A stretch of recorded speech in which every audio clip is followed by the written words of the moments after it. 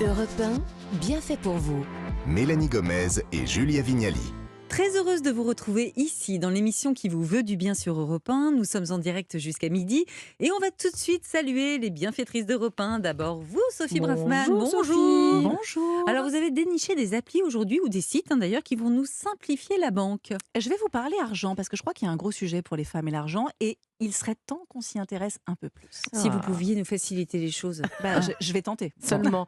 Sophie, on vous retrouve dans quelques minutes, mais pour l'instant, je me tourne vers Perrine Brami. Bonjour Perrine. Bonjour Perrine. Bonjour à tous. Alors, c'est devenu un sujet de préoccupation pour les villes, la lutte contre le changement climatique. Perrine, vous avez relevé plusieurs initiatives originales ou inspirantes. Quand on arrive en ville, tout le monde change de trottoir. Surtout quand on arrive en ville, l'air devient beaucoup moins respirable. Les zones urbaines, par exemple, représentent rien moins que 70% des émissions de gaz à effet de serre. Et c'est pas prêt de s'arrêter, je vais vous le dire, puisqu'on estime qu'en 2050, on sera 7 milliards de citadins.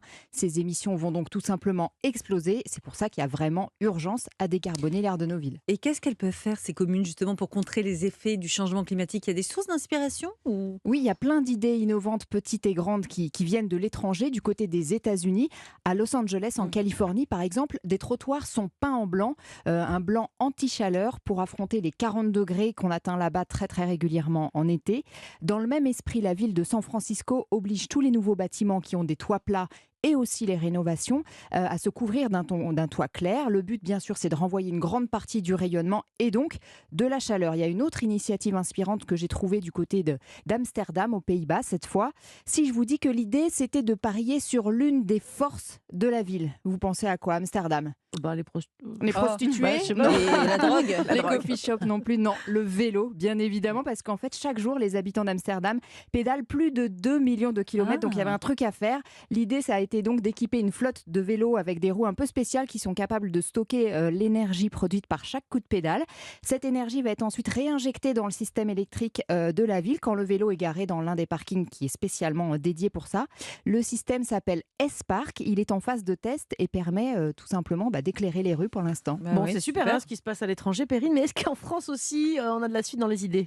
Oui, alors à commencer par des solutions pour lutter contre la sécheresse, parce qu'on sait que cette année encore, ça va arriver encore plus tôt que l'année d'avant. Donc c'est vraiment un des impacts les plus attendus du changement climatique. D'ailleurs, la ville de Lyon, qui est en première ligne, parce que là-bas il fait très chaud et souvent aussi très sec, la ville de Lyon a pris le problème à bras-le-corps il y a quelques années déjà et vient de passer la seconde pour désimperméabiliser les sols. C'est dur à dire. Je sais, désimperméabiliser, c'est un peu un gros mot. Ouais.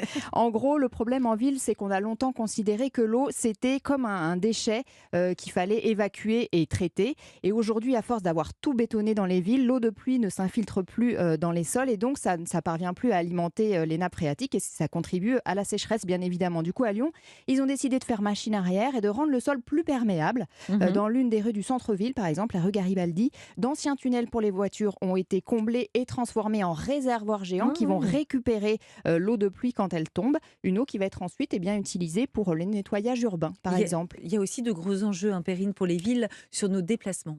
Et à Strasbourg, le problème est particulièrement préoccupant puisque la ville se situe dans une sorte de fossé un peu coincé entre deux montagnes, les Vosges et la Forêt-Noire. Du coup, les gaz se retrouvent piégés et ça fait des taux, notamment de dioxyde d'azote, très très importants. Alors pour faire face à ça, il y a des conseillers mobilité qui vous reçoivent, qui vous donnent des conseils. Au cours d'un rendez-vous très très pointu, il étudie en profondeur, le conseiller, vos habitudes, vos trajets, votre famille. Et puis ensuite, il vous remet un rapport précis qui présente tous les modes de déplacement alternatifs, leurs coûts, mais aussi et surtout les aides financières que vous pouvez obtenir et le gain de CO2 émis que vous allez éviter. L'an dernier, il y a 2000 personnes qui ont bénéficié de ces conseils et environ la moitié est passée à l'action. Je ne savais même pas que ça existait, ce métier de conseiller mobilité, c'est super. Une dernière idée inspirante, Perrine, peut-être. Alors, elle concerne les déchets et on le sait en ce moment, on le voit avec la grève à Paris, c'est très très important. Dans le sud-ouest, il y a un supermarché inversé qui a vu le jour. Inversé, ça veut dire quoi ? Ça veut dire que comme dans un supermarché ordinaire, il y a des caddies, il y a des rayons et des marchandises, sauf qu'ici, il n'y a pas de caisse. Pourquoi ? Parce que tout tout est gratuit. Une cafetière, une lampe ou des chaises, vous pouvez vous servir sans rien payer. Ah ouais. Et à l'inverse, on peut aussi déposer les choses dont on n'a plus l'utilité. Bref, on donne et on prend. Le lieu surfe, vous l'avez compris, sur les codes de la grande distribution, y compris pour son nom, ça s'appelle Smigval Market. Tout cela est bien pour changer l'idée qu'on se fait de nos déchets, bien sûr, et surtout pour en jeter moins. Depuis son ouverture en 2017, il permet chaque année de sauver 1000 tonnes d'objets. Ça se passe à Vers, en Gironde, et 10 nouveaux markets du même type vont bientôt s'implanter dans d'autres communes. Et oui, on n'a pas le temps d'attendre d'avoir 30 ans. Oh là là, merci Perrine pour votre chronique. C'était très clair. On va changer de sujet maintenant avec vous, Sophie Braffman. C'est moins poétique. Ah oui, c'est moins poétique, je suis désolée. Non, mais c'est très utile. Mais c'est utile, vous allez aimer cette chronique. Jeudi, on a parlé de logement. Il est temps maintenant de vous parler in the rich man's world. Alors, si je vous propose ce tube planétaire d'Abba, ce n'est pas pour rien. Parce qu'en préambule de la chanson, la chanteuse nous dit quand même, dans mes rêves j'ai un plan, si je trouve un homme bien portant, je n'aurai plus à travailler du tout, puisque lui aura de l'argent. C'est pas très moderne. Bah, c'est pas très féministe tout ça, hein. Ouais. On a envie de s'intéresser nous-mêmes. Alors il faut quand même rappeler, puisque d'après une étude de la banque en ligne britannique Starlink Bank, 90% des articles parlant d'argent aux femmes expliquent comment faire des économies et des bonnes affaires pendant les soldes. À l'inverse, 70% de ceux destinés aux hommes mettent l'accent sur le rendement et l'investissement. En gros, très sympa, hein, nous, le joli petit aspirateur à miettes est en solde, et pour monsieur, il élargit son portefeuille en bourse. Évidemment. Voilà, c'est pas une très bonne idée, mesdames, surtout en cas de divorce, par exemple, puisque là, on va se retrouver avec des beaux Covid et monsieur avec la grosse voiture. Pourtant, il n'est pas nécessaire d'avoir un bac+12 en finance pour investir, et surtout à savoir gérer ses dépenses quotidiennes. Voilà. Vous êtes... est un sacré menteur. sacré menteur. Merci, Julia. Donc c'est une chronique pour les auditrices, hein, surtout d'Europe 1. Alors, c'est une chronique extrêmement féminine, mais en même temps intéressante pour les hommes. Alors, on va commencer avec donc ces applis. Il y en a 3 qu'il faut bien distinguer. D'abord, vous avez ce qu'on appelle les néobanques. C'est ce qu'on devrait appeler plus justement un acteur de paiement, soit un compte, une carte. Alors, vous avez quand même des avantages. Par exemple, avec l'application Revolut, elle vous permet d'ouvrir un compte et de bénéficier de vrais services bancaires en ligne, sans frais et sans tenue de compte. La carte Visa et la Mastercard sont gratuites. Par contre, vous ne pouvez pas, contrairement à une banque traditionnelle, être à découvert ou obtenir un emprunt ou encore choisir une assurance. Petit plus, vous pouvez transférer de l'argent sur des comptes étrangers ou faire des achats à l'étranger. Les échanges en livres, dollars, euros par exemple, mais il y a aussi d'autres monnaies, sont gratuits en semaine. Donc on peut convertir, 3 000 € en dollars sans payer, c'est ça? Oui, vous voulez faire du shopping aux États-Unis, je le sens. Alors non, ça serait trop beau. La transaction sans frais, elle est valable dans la limite de 1 000 € par mois, mais c'est idéal si vous faites un petit séjour à l'étranger. Alors, ce qui est possible avec une banque en ligne où on a les mêmes services que pour. Enfin, tout est pareil que pour une banque traditionnelle? Alors, quasiment, si ce n'est que vous n'avez pas d'agence. Vous avez certainement, des applications de banque traditionnelles. bien Voilà, sûr. exactement. En fait, est-ce qu'on va souvent dans nos agences bancaires? Non, jamais. Voilà, c'est un peu dommage. Il y a un peu pour déposer l'argent pour ceux qui font encore des chèques, non? Voilà, mais ils sont de moins en moins nombreux. Ouais. Hein. Donc, en fait, on gère un peu tout par appli. Et là, l'avantage de la banque en ligne, alors vous n'avez pas de conseiller attitré, mais vous n'allez payer quasiment aucun frais ou alors des frais extrêmement minimes. Et surtout, avec le Covid, ça a renforcé l'usage des applications bancaires dont on se sert de plus en plus. Parce qu'en vrai, les frais bancaires, c'est Pas loin beaucoup. de alors autour de 200 et 230 € par an. Et là, vous allez les transformer en 8 €. Ah, Ça vaut le me coup, plaît, hein. ça. Même si vous n'avez pas ce suivi très personnalisé. Je Bon, tu sens que parles. vous aimez bien quand on Mais parle. non, de parce ça. que, excusez-moi, est-ce qu'on a vraiment un suivi très personnalisé, Perrine Sauf Brami? si on a des problèmes, quand tout va bien, Bah ouais. on en Non, a mais pas on a besoin. du mal à voir nos conseillers bancaires, vous ne trouvez pas vous je suis bien d'accord, surtout qu'on tombe régulièrement sur des plateformes Moi, je sais téléphoniques. pas, moi j'ai changé 12 fois en 12 Voilà. ans, je les ai jamais rencontrés. Alors, je vais vous parler d'une justement appli qui va peut-être du coup vous intéresser. Elle s'appelle Boursorama. Alors, ça fonctionne, c'est vraiment une banque digitale. Elle est très célèbre depuis la pub avec Brad Pitt, qui est muet parce que ce sont les clients qui en parlent le mieux.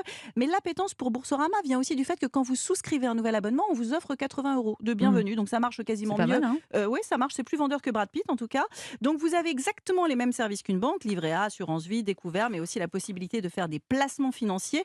Et vous avez un onglet corner avec des applications partenaires qui vont vous proposer des réductions. Par exemple, Airbnb, Blablacar, Carrefour. Et là, vous avez des petites déductions. Donc, c'est vraiment très sympa. On vous explique sur des webinars comment faire des placements financiers ou, par exemple, s'intéresser à l'immobilier. Parce que là aussi, souvent, pour les femmes, le bas blesse et il faut qu'on s'y intéresse davantage. Pas mal. Donc, on a des conseils immobiliers aussi via ces applis. Exactement, Via ces via des néobanques. webinars, en fait. Ouais. Et ils instaurent ça, justement, et notamment pour la clientèle féminine. Parce Donc, que les webinars, rappelez-nous ce que c'est. C'est comme des. c'est une petite vidéo, Voilà, comme un une petit petite tuto, conférence sur le web. exactement, Ouais, un petit ouais. tuto, puis on va vous expliquer comment bien investir votre argent ou peut-être même boursicoter le cas échéant. Bah oui, On a, pourquoi pas la toujours bourse on a toujours l'impression que ça s'adresse uniquement à des gros portefeuilles et des portefeuilles masculins. Eh bien, pas du tout. Et enfin, bon, vous avez les applications de banque traditionnelles, CIC, LCL, Crédit Agricole. Et si vous voulez apprendre à gérer aussi votre budget, Linkso, alors ça s'appelle, donc c'est une application de tenue de vos comptes. LINXO. Exactement, LINXO. Et là, vous avez quasiment des petits graphiques qui apparaissent et vous savez dans quel poste vous dépensez le plus. Ah, pas mal. Beauté, voyage, Ça, c'est immobilier. bien pour Julia Vignali. Hein, Ouais, c'est- ouais. Moi, je sais que c'est beauté. Moi, c'est Vous plutôt savez, resto. Vous, non c'est plutôt resto. Vous, Romain, c'est quoi vos gros postes de dépenses? Les gros.